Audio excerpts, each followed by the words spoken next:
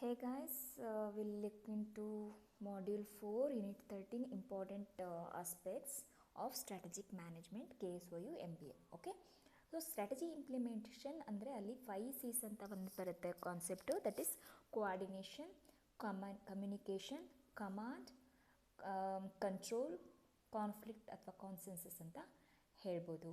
Okay, coordination, communication, command, control and conflict. These are the 5 C's of strategic implementation.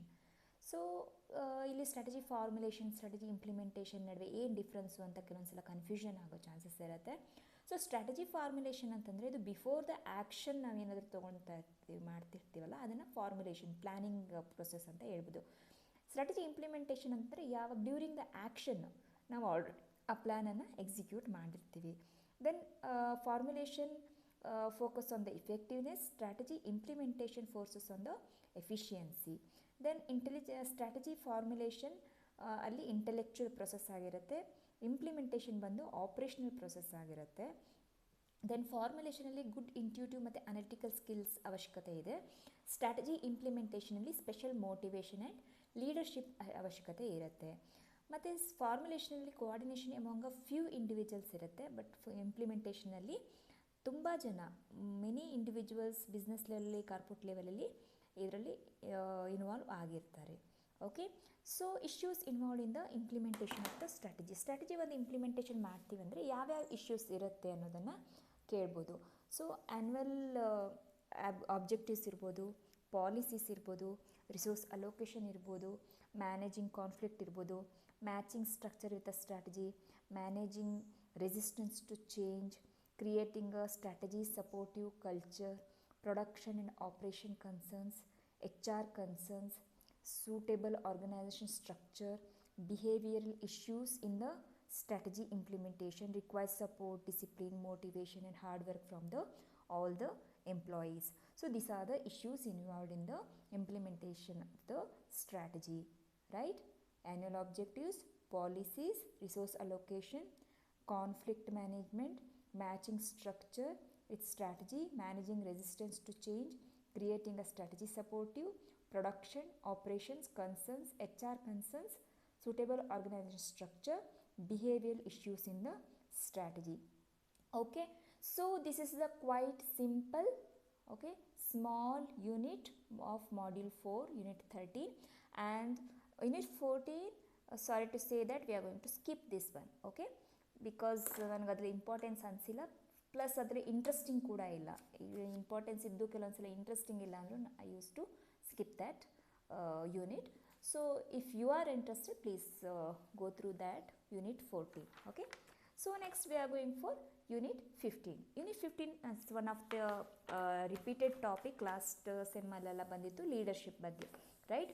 Leadership styles ಏನು ಅನ್ನೋದ್ರ ಬಗ್ಗೆ, ಅಥವಾ leadership ಹೇಗೆ matter ಆಗುತ್ತೆ ಸ್ಟ್ರಾಟಜಿ ಇಂಪ್ಲಿಮೆಂಟೇಷನಲ್ಲಿ ಅಂತ ಕೂಡ ಆಗುತ್ತೆ. ಸೊ ಫೀಚರ್ಸ್ ಆಫ್ ಲೀಡರ್ಶಿಪ್ ಅಂತ ಬಂದಾಗ adaptable to situations, alert towards social situation, ಇದೆಲ್ಲ ಸೆಲ್ಫ್ ಎಕ್ಸ್ಪ್ಲೇನೇಟರಿ, ರೈಟ್? ಏನಾದರೂ ಡೌಟ್ಸ್ ಇದ್ದರೆ ಪ್ಲೀಸ್ ಕಮೆಂಟ್ ಮಾಡಿ. ಡಿಸಿಸಿವ್, ಡಿಪೆಂಡೆಬಲ್, ಅಸರ್ಟಿವ್ ಅಂದರೆ ಯಾವಾಗಲೂ ಪಾಸಿಟಿವ್ ಆದ ಒಂದು ಅಟಿಟ್ಯೂಡ್ ಇಟ್ಕೊಂಡು ಹೋಗ್ತಾ ಇರಬೇಕು. ಕಾನ್ಫಿಡೆಂಟ್, ಪರ್ಸಿಸ್ಟೆಂಟ್ ಅಂದರೆ ಒಂದು ಕೆಲಸನ ಇವತ್ತು ಮಾಡಿ ಬಿಡೋದಲ್ಲ, ಕಂಟಿನ್ಯೂಸ್ ಆಗಿ ಅದನ್ನು ಮಾಡ್ತಾ ಇರೋದಕ್ಕೆ ಪರ್ಸಿಸ್ಟೆಂಟ್ ಅಂತ ಹೇಳ್ತೀವಿ. Okay, then knowledge. This are the features of the leadership.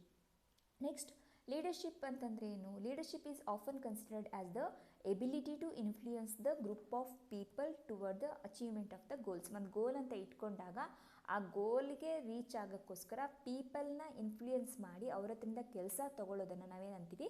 Leadership ಅಂತ ಹೇಳ್ಬೋದು. It is on activity and influence process in which on individual gains trust and commitment of others with or without reliance on formal position or authority, moves the group to the accomplishment of one or more tasks. Same ಮ್ಯಾಟ್ರೆ ಅಥವಾ same ಮೀನಿಂಗಲ್ಲೇ ಇರುವಂಥದ್ದು. One more thing ಏನು add ಆಗಿದೆ, trust and commitment. ಒಂದು group of ಪೀಪಲಿಂದ ನಾವೇನು ಮಾಡ್ತೀವಿ, ಒಂದು ಟ್ರಸ್ಟನ್ನು, ಕಮಿಟ್ಮೆಂಟನ್ನು ತೊಗೊಂಡು ಒಂದು ಟಾಸ್ಕನ್ನು ಕಂಪ್ಲೀಟ್ ಮಾಡ್ತೀವಿ. So we can call them as leaders.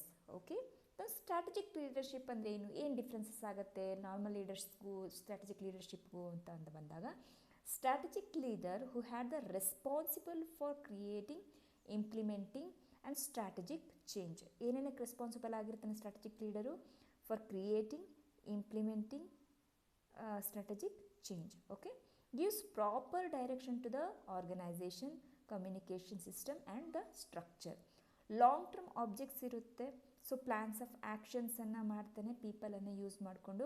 Then system communication ಇರುತ್ತೆ, ಸೊ ದ್ಯಾಟ್ ಎಲ್ಲ ಎಂಪ್ಲಾಯೀಸ್ ಕೂಡ ಅವೇರ್ ಆಗಿ ಇನ್ಫಾರ್ಮ್ಡ್ ಆಗಿ ಇರಲಿ ಅಂತ. So this are the strategic leadership ಅಂತ ಕೇಳಿದಾಗ ಇದನ್ನು ಬರಿಬೋದು. Next leadership style. ಲೀಡರ್ಶಿಪ್ಪಲ್ಲೇ ಡಿಫ್ರೆಂಟ್ ಆದಂಥ ಸ್ಟೈಲ್ಸ್ ಇರುತ್ತೆ ಅಂತ ಹೇಳ್ತಾರೆ, ಅಥವಾ ಲೀಡರ್ಸ್ ಡಿಫ್ರೆಂಟ್ ಲೀಡರ್ಸ್ ಇರ್ಬೋದು. ವಿಷನರಿ ಲೀಡರ್, ಫಸ್ಟ್ ಎಲ್ಲ ಓದ್ಕೊಂಡು ಹೋಗೋಣ, ರೈಟ್? ಆಮೇಲೆ ನಿಮಗೆ ಸಣ್ಣದಾಗಿ ನಾನು ನೋಟ್ಸ್ ಮಾಡಿದ್ದೀನಿ, ಅದೇನಾದ್ರು ಯೂಸ್ ಆಗುತ್ತಾ ನೋಡಿ.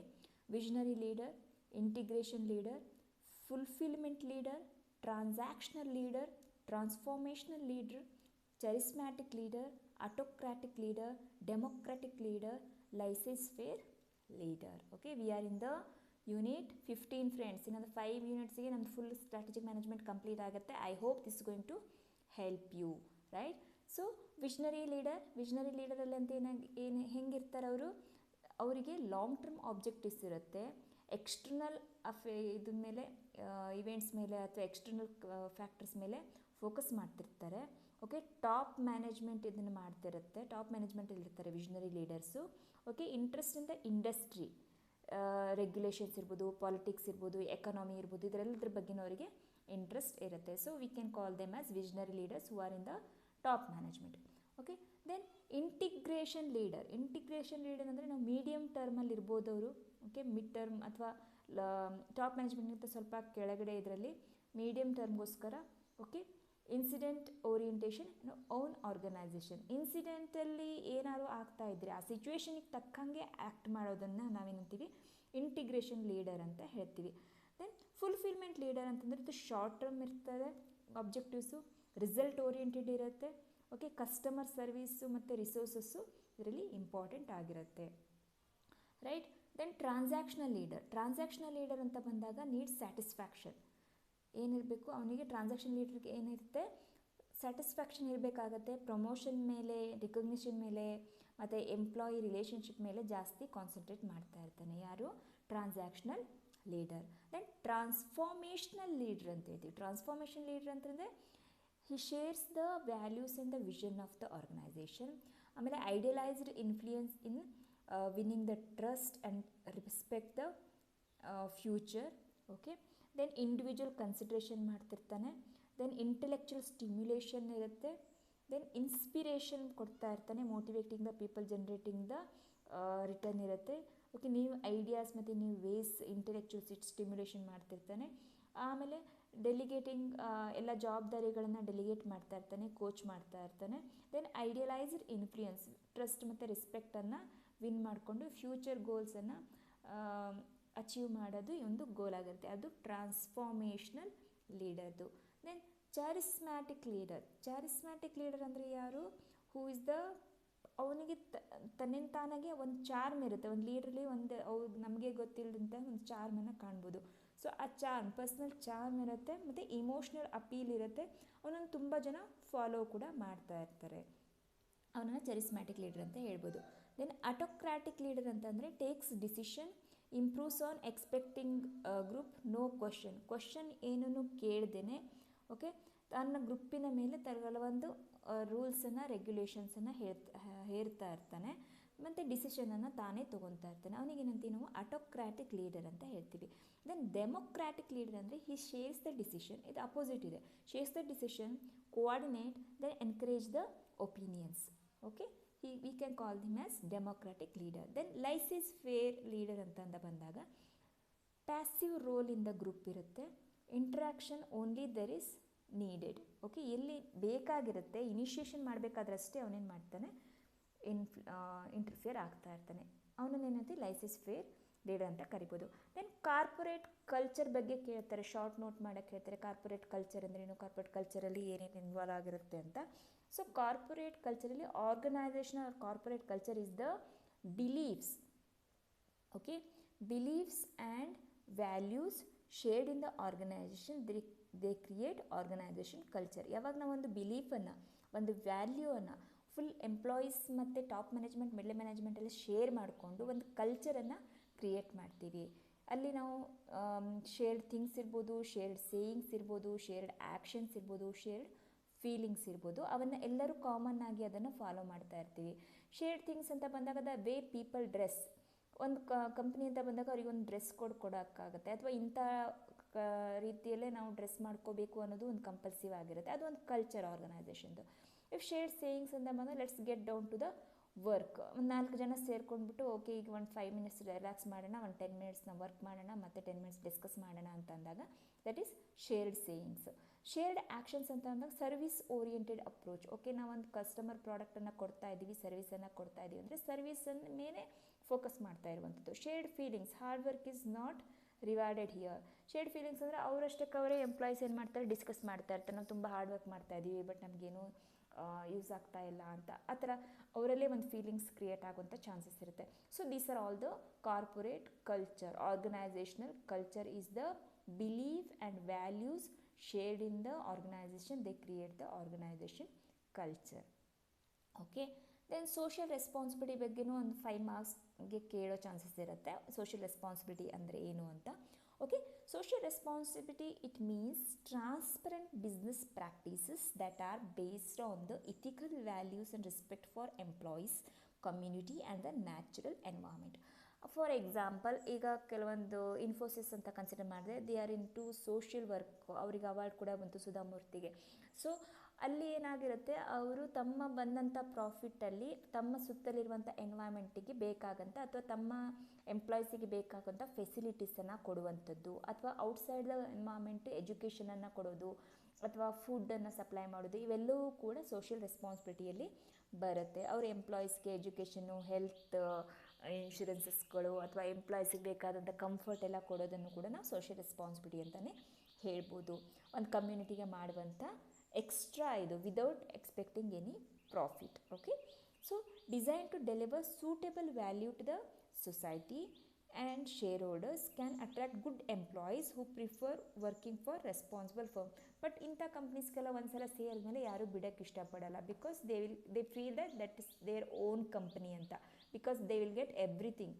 ಮನಿ ಒಂದೇ ಮ್ಯಾಟ್ರ್ ಆಗಲ್ಲ, ಕೆಲವೊಂದ್ಸಲ ಅಲ್ಲಿ ಸಿಗುವಂಥ ರೆಸ್ಪೆಕ್ಟ್ ಇರ್ಬೋದು, ಟ್ರಸ್ಟ್ ಇರ್ಬೋದು, ಮ್ಯೂಚುವಲ್ ಅಂಡರ್ಸ್ಟ್ಯಾಂಡಿಂಗ್ಸ್ ಇರ್ಬೋದು, ಒಂದು ಎಂಪ್ಲಾಯೀಸ್ ಜೊತೆ ಇರುವಂಥ ರಿಲೇಷನ್ಶಿಪ್ ಇರ್ಬೋದು, ಅಥವಾ ಎಂಪ್ಲಾಯೀಸ್ ಸಿಗುವಂಥ ಕಂಫರ್ಟ್ ಇರ್ಬೋದು, ಅವೆಲ್ಲವೂ ಕೂಡ ಮ್ಯಾಟ್ರ್ ಆಗುತ್ತೆ ಒಂದು ಆರ್ಗನೈಸೇಷನಲ್ಲಿ ಸ್ಟಿಕ್ ಆನ್ ಆಗಿ ಚೆನ್ನಾಗಿ ತಮ್ಮದೇ ಅಂತ ಅಂದ್ಕೊಂಡು ಕೆಲಸ ಮಾಡೋಕ್ಕೆ. ಓಕೆ, ಸೊ ಇದರಲ್ಲಿ ಪೊಲ್ಯೂಷನ್ ಕಂಟ್ರೋಲ್ ಇರ್ಬೋದು, ಹೆಲ್ತ್ ಆ್ಯಂಡ್ ಹೈಜೀನ್ ಇರ್ಬೋದು, ಟ್ರೈನಿಂಗ್, ಸೆಲ್ಫ್ ಹೆಲ್ಪ್ ಗ್ರೂಪ್ಗಿರ್ಬೋದು, ಫಿಲಾಂಥ್ರಪಿಕ್ ಆ್ಯಕ್ಟಿವಿಟೀಸ್ ಅಂದರೆ ಕಾಮನ್ ಪೀಪಲ್ಗೆ ಹೆಲ್ಪ್ ಆಗುವಂಥ ಆ್ಯಕ್ಟಿವಿಟೀಸನ್ನು ಮಾಡಿದಾಗ ನಾವು ಸೋಷಿಯಲ್ ರೆಸ್ಪಾನ್ಸಿಬಿಲಿಟಿ ಅಂತ ಕರಿಬೋದು. So main is the based on the ethical values and respect for employees, community and the natural environment. We call it as social responsibility, right.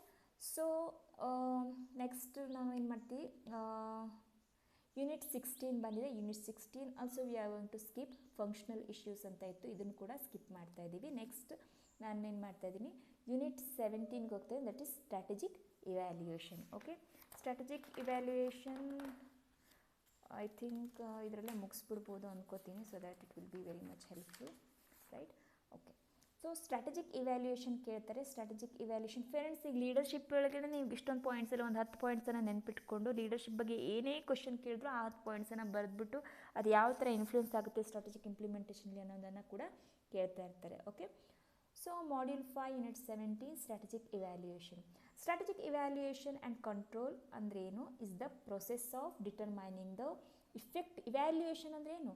ಈಗ exam paper evaluation ಮಾಡೋದ್ರಂದ್ರೇನು? ನಾವು ಚೆನ್ನಾಗಿ ಬರೆದಿದ್ದೀವಾ ಇಲ್ವಾ, ನಮ್ಮ ಮ್ಯಾಟ್ರ್ ಗೊತ್ತಿಲ್ವಾ ಅನ್ನೋದು ಹೇಗೆ ಫೈಂಡ್ ಔಟ್ ಮಾಡ್ತೀವಿ, ಅದೇ ಥರ ಸ್ಟ್ರಾಟಜಿಕ್ ಇವ್ಯಾಲ್ಯೂಯೇಷನ್ ಆ್ಯಂಡ್ ಕಂಟ್ರೋಲಲ್ಲಿ process of determining the effectiveness of the chosen strategy in achieving the organization objectives, taking corrective actions whenever necessary.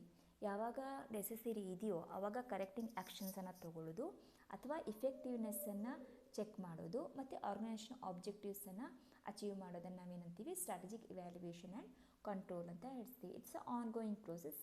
So ಇಲ್ಲಿ ಸಕ್ಸಸ್ಸನ್ನು ಇವ್ಯಾಲ್ಯೂಯೇಟ್ ಮಾಡಬೇಕಾಗತ್ತೆ, ಫಾರ್ಮುಲೇಷನ್ಸ್ ಆಗಿದೆಯಾ, ಇಂಪ್ಲಿಮೆಂಟೇಷನ್ ಹೇಗಾಗಿದೆ ಅನ್ನೋದೆಲ್ಲ ಇಂಪಾರ್ಟೆಂಟ್ ಆಗುತ್ತೆ. Then significance of the strategic evaluation and control. ಯಾಕೆ ನಾವು strategic evaluation ಮತ್ತು ಕಂಟ್ರೋಲ್ ಮಾಡ್ತಾ ಇರಬೇಕಾಗತ್ತೆ ಓಕೆ, ಯಾಕೆ ನಾವು ಎಕ್ಸಾಮ್ ಪೇಪರನ್ನು ಚೆಕ್ ಮಾಡಬೇಕು? ಸುಮ್ಮನೆ ಎಕ್ಸಾಮ್ ಕೊಟ್ಟರೆ ಆಗಲ್ವ, ಅದನ್ನು ಚೆಕ್ ಮಾಡಿ ಮಾರ್ಕ್ಸ್ ಎಲ್ಲ ಯಾಕೆ ಕೊಡಬೇಕು, right? There must be some significance. Significance ಅಂತ ಬಂದಾಗ ineffective strategies may be replaced by result oriented strategies. ಇಲ್ಲಿ ತುಂಬ ನಮಗೇನಾಗಿರುತ್ತೆ, ಇಫೆಕ್ಟಿವ್ ಆಗಿರುವಂಥ ಸ್ಟ್ರಾಟಜೀಸ್ ಇರಲ್ಲ, ಕೆಲವೊಂದು ಇಫೆಕ್ಟಿವ್ ಇಲ್ಲದೇ ಇರುವಂಥದ್ದು ಅಥವಾ ರಿಸಲ್ಟ್ ಓರಿಯೆಂಟೇಷನ್ ಇಲ್ಲದೇ ಇರುವಂಥ ಸ್ಟ್ರಾಟಜೀಸ್ ಇದ್ದಾಗ ಅದನ್ನೆಲ್ಲ ರೀಪ್ಲೇಸ್ ಮಾಡಬೇಕಾಗತ್ತೆ. Then high reward system, okay, motivating ಎಂಪ್ಲಾಯೀಸಿಗೆ ಮೋಟಿವೇಟ್ ಆಗೋ ಥರ ರಿವಾರ್ಡ್ ಸಿಸ್ಟಮನ್ನು ಚೇಂಜ್ ಮಾಡ್ತಾ ಇರಬೇಕಾಗತ್ತೆ. Then help to keep validity of strategic choice ಕರೆಕ್ಟಾಗಿದೆಯಲ್ಲ ಅನ್ನೋದು ವ್ಯಾಲಿಡಿಟಿ ಆಗಬೇಕಾಗತ್ತೆ. Help to assess the whether the decision matter the intended strategy ರಿಕ್ವೈರ್ಮೆಂಟಲ್ಲಿ ಡಿಸಿಷನ್ಸ್ ತೊಗೊಂಡಿದ್ದು ಮ್ಯಾಟ್ರ್ ಕರೆಕ್ಟ್ ಆಗಿದೆಯೋ ಇಲ್ಲೋ ಅನ್ನೋದು ಚೆಕ್ ಮಾಡಬೇಕಾಗತ್ತೆ. Then improve the efficiency of the manager and quality of the goods and services. Managers efficiency ಇರ್ಬೋದು, goods and ಸರ್ವೀಸಸ್ದು quality ಇರುತ್ತೆ, ಇದನ್ನೆಲ್ಲ improve ಮಾಡೋಕ್ಕೆ ಕೂಡ evaluation and control is needed. Then helps the managers to make the organization more responsive to ಕಸ್ಟಮರ್ಸ್ಗೆ ಸರಿಯಾಗಿ response ಮಾಡ್ತಿದ್ದಾರೋ ಇಲ್ಲೋ ಅನ್ನೋದನ್ನು ಕೂಡ ನಾವು ಇವ್ಯಾಲ್ಯೂಯೇಟ್ ಮಾಡಬೇಕಾಗತ್ತೆ. So this are the 6 to 8 significance of strategic evaluation and control. Okay friends, ಇನ್ನೊಂದು ವಿಷಯ, ಎಲ್ಲರೂ ಮತ್ತೆ ಕ್ವಶನ್ ಪೇಪರ್ ಕೇಳ್ತಾ ಇದ್ದೀರಾ. ನಾನು ಕ್ವಶನ್ ಪೇಪರ್ ಬಿಟ್ಟು ಏನೂ ಮಾಡ್ತಾ ಇಲ್ಲ ಇದರೊಳಗೆ, ರೈಟ್? ನನಗೆ each and individual question go through ಮಾಡೋಕ್ಕಾಗಲ್ಲ ಅಂದ್ಬಿಟ್ಟು ನಾನು ಸಿಂಪಲ್ಲಾಗಿ ಅದಕ್ಕೆ ಸಂಬಂಧಪಟ್ಟಂಥದ್ದೇ ನೋಟ್ಸ್ ಮಾಡ್ಕೊಂಡಿದ್ದೀನಿ. ಕ್ವಶನ್ ಪೇಪರ್ ಬೇಸ್ಡಾಗೆ ನೋಟ್ಸ್ ಮಾಡಿದ್ದು, ಕ್ವಶನ್ ಪೇಪರ್ ಬಿಟ್ಟು ಬೇರೆ ಏನೂ ಇಲ್ಲ ಇದರೊಳಗೆ, ರೈಟ್? ಆಮೇಲೆ ಎಕ್ಸ್ಟ್ರಾ ತುಂಬ ಇಂಪಾರ್ಟೆಂಟ್ ಇದ್ದರೆ ಮಾತ್ರ ಕೆಲವೊಂದು ಇನ್ಕ್ಲೂಡ್ ಮಾಡಿದ್ದೀನಿ, otherwise I haven't included anything else, right? Question paper ಬಗ್ಗೆ ಟೆನ್ಷನ್ ಮಾಡ್ಕೋಬೇಡಿ, ಒಂದು 3-4 ಇಯರ್ಸ್ ಕ್ವಶನ್ ಪೇಪರ್ ಇದರ ಆಲ್ರೆಡಿ ಕವರ್ ಆಗಿದೆ. ಓಕೆ, ಜಸ್ಟ್ ಎಷ್ಟಾಗುತ್ತೆ ಅಷ್ಟು ಗ್ಲಾನ್ಸ್ ಮಾಡಿ, ಎಷ್ಟಾಗುತ್ತೆ ಅಷ್ಟು ಇದನ್ನು ರಿವೈಸ್ ಮಾಡ್ಕೊಂಡು ಕೇಳ್ಕೊಳ್ಳಿ. I think it's going to help you to sail the sea, right? Okay, so